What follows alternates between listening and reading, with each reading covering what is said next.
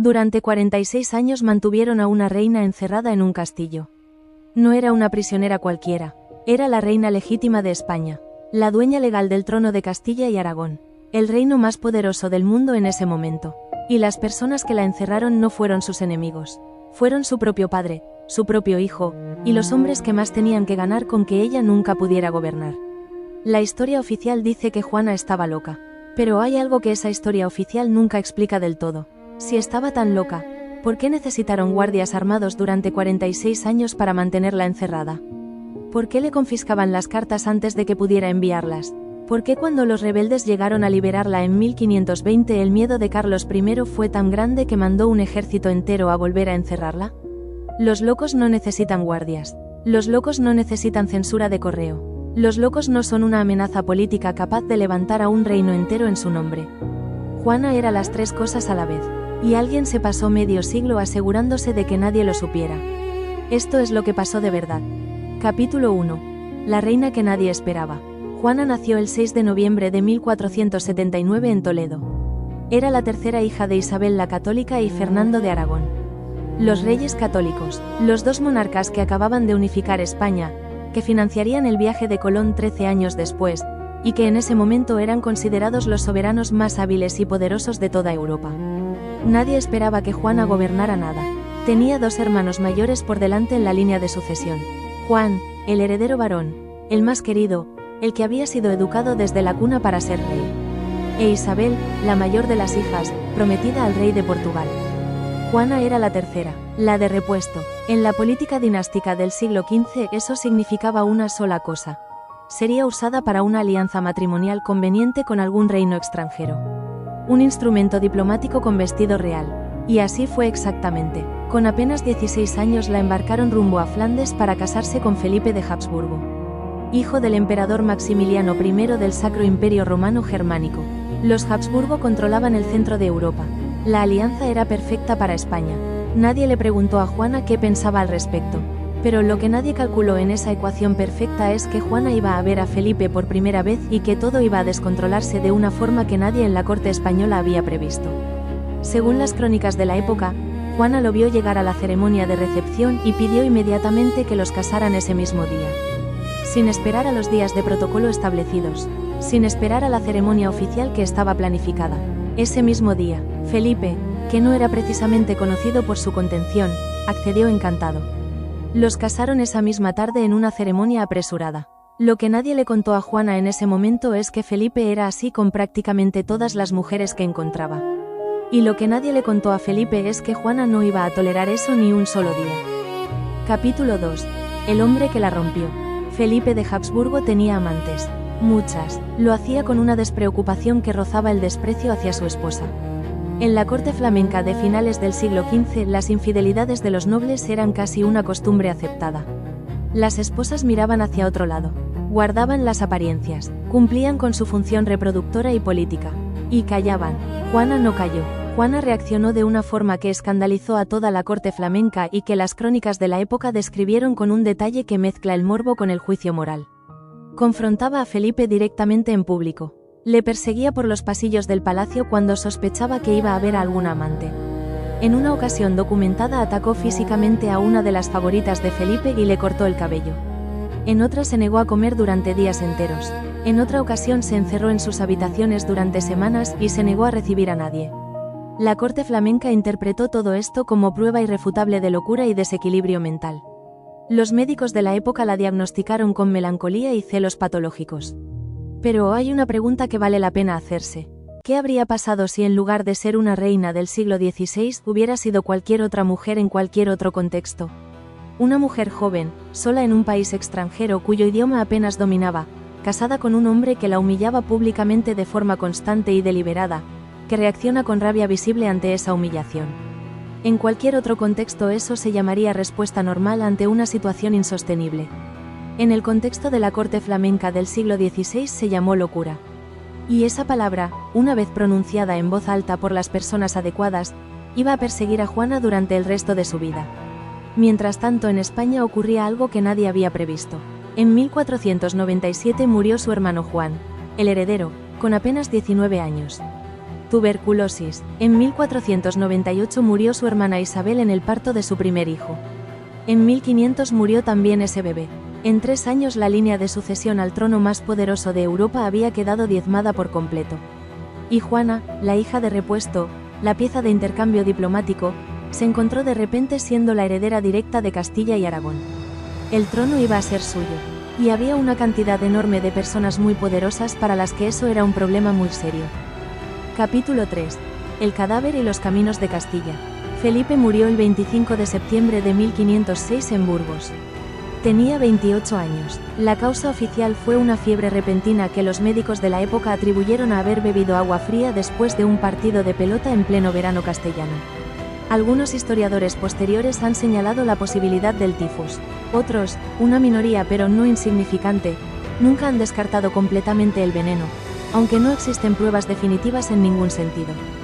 Juana tenía 27 años, estaba embarazada de su 6º hijo, y acababa de perder en cuestión de días al hombre del que llevaba 10 años enamorada de una forma que la había consumido por completo.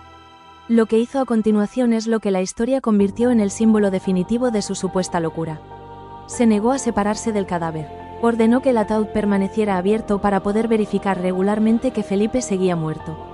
Organizó una procesión funeral que debía recorrer Castilla desde Burgos hasta Granada, donde quería enterrarlo en la capilla real junto a sus padres los reyes católicos. Y el ataúd viajaba con ella. Durante meses, las crónicas más dramáticas de la época, escritas por personas que tenían razones políticas muy concretas para presentar a Juana como demente, describían escenas extraordinarias. Juana abriendo el ataúd en mitad de la noche en monasterios y posadas para estar cerca del cadáver. Juana negándose a que mujeres se acercaran al féretro. Juana hablándole a Felipe como si pudiera escucharla. Sin embargo, hay algo importante que esas mismas crónicas revelan cuando se leen completas y sin el filtro de quien las escribió. Juana estaba ejecutando un protocolo funeral completamente legítimo para la época. Quería llevar a su marido a Granada. El viaje era largo y difícil. El duelo era extremo, sin duda, pero no era inédito en la historia de la realeza europea. Lo que convirtió ese duelo en escándalo político fue un detalle que los libros de historia suelen pasar por alto. Juana no era solo una viuda, era la reina gobernadora de Castilla, y mientras permanecía de duelo e incapacitada nadie podía gobernar en su nombre sin su permiso explícito. Su padre Fernando, que estaba en Nápoles gobernando los territorios italianos de la corona, lo entendió perfectamente en cuanto recibió la noticia de la muerte de Felipe. Organizó su regreso a Castilla a una velocidad que dice mucho sobre sus prioridades reales en ese momento. Capítulo 4. El encierro. En 1509 Juana fue trasladada al castillo de Tordesillas, en Valladolid. Tenía 29 años, saldría de allí 46 años después. Muerta, su padre Fernando había tomado el control de Castilla como regente argumentando la incapacidad mental de su hija. Lo hizo con el apoyo de los nobles castellanos que preferían un regente conocido y manejable a una reina con voluntad propia. Cuando Fernando murió en 1516 el control pasó primero al cardenal Cisneros como regente interino, y luego a Carlos, el hijo mayor de Juana, que llegó de Flandes sin hablar español, sin conocer Castilla y sin haber pasado un solo día de su vida en el reino que iba a heredar. Se convirtió en Carlos I de España y posteriormente en el emperador Carlos V del Sacro Imperio Romano Germánico. El hombre más poderoso del mundo en su época, que mantuvo a su madre encerrada en Tordesillas durante toda su vida. Sin excepción, sin visitas no supervisadas, sin correspondencia libre, los documentos que han sobrevivido de los 46 años de encierro son perturbadores precisamente porque revelan lo contrario de lo que la narrativa oficial pretendía demostrar. A Juana le confiscaban regularmente las cartas antes de que pudiera enviarlas. Esto está documentado en los registros del propio castillo. No se le permitía recibir visitas sin la presencia de un supervisor designado por Carlos. En varias ocasiones Juana solicitó formalmente ser escuchada por el Consejo de Castilla para presentar sus argumentos sobre asuntos de gobierno. Esas solicitudes fueron interceptadas antes de llegar al Consejo. Nunca fueron respondidas. Las cartas interceptadas que se han conservado en archivos históricos muestran un pensamiento ordenado, político y estratégico. Argumentaciones coherentes sobre derecho dinástico, sobre la legitimidad de su reclamación al trono, sobre las irregularidades del proceso que la había llevado al encierro. No es el pensamiento de una mujer que ha perdido el juicio. Es el pensamiento de una reina que entiende exactamente lo que le han hecho y que sigue intentando encontrar una salida legal dentro de un sistema que ha sido diseñado específicamente para que no la encuentre. En 1520 llegó el momento más revelador de toda la historia de Juana. Los comuneros de Castilla, la mayor revuelta interna contra el poder de Carlos I, marcharon hacia Tordesillas. Llegaron al castillo, abrieron las puertas, liberaron temporalmente a Juana, y le pidieron que firmara una serie de documentos que legitimaran la revuelta en su nombre como reina legítima de Castilla.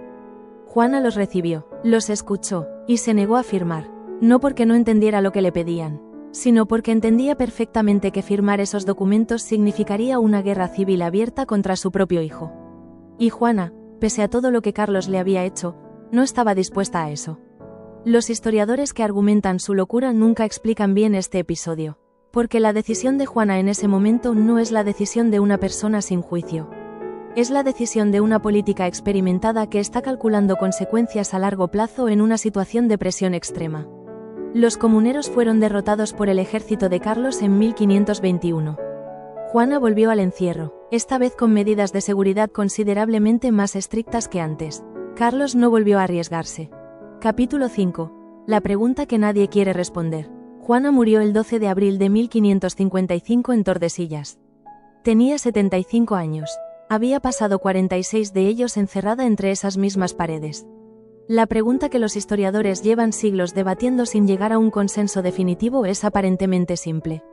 ¿Estaba Juana realmente loca? La respuesta honesta, la que los documentos históricos disponibles realmente sostienen, es que no lo sabemos con certeza. Y probablemente nunca lo sabremos. Pero lo que sí sabemos, lo que los documentos sí demuestran sin ambigüedad, es esto. Cada persona que firmó un documento certificando la incapacidad mental de Juana tenía un beneficio político directo e inmediato en que ella no gobernara. Su padre Fernando ganó el control de Castilla. Su hijo Carlos ganó un imperio entero. Los nobles que apoyaron el encierro mantuvieron sus privilegios y sus posiciones. No existe en los archivos históricos ningún documento firmado por una persona sin interés político directo en el asunto que certifique de forma independiente la locura de Juana.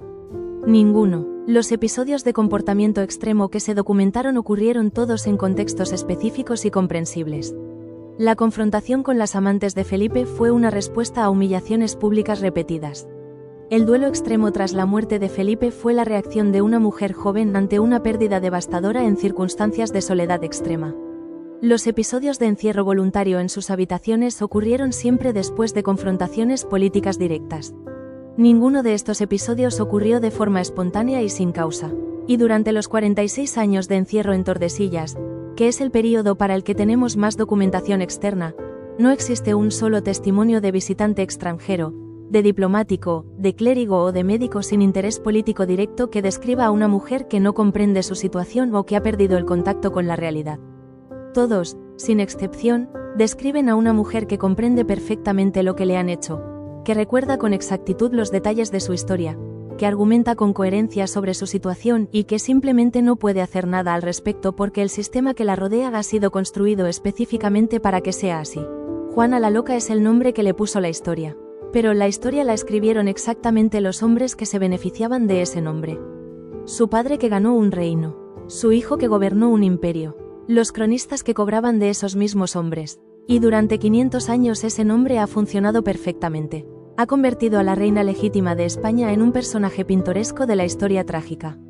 En una anécdota del cadáver y los caminos de Castilla. En un símbolo de amor patológico. En cualquier cosa menos en lo que también podría haber sido. Una mujer que tenía razón. Que entendía exactamente lo que le estaban haciendo. Y que no pudo impedirlo porque las personas que construyeron la jaula eran las mismas que tenían las llaves. La próxima vez que alguien te diga que una persona está loca, pregúntate quién se beneficia de que lo creas. Suscríbete a Historia Weird, cada semana una historia que alguien preferiría que no supieras.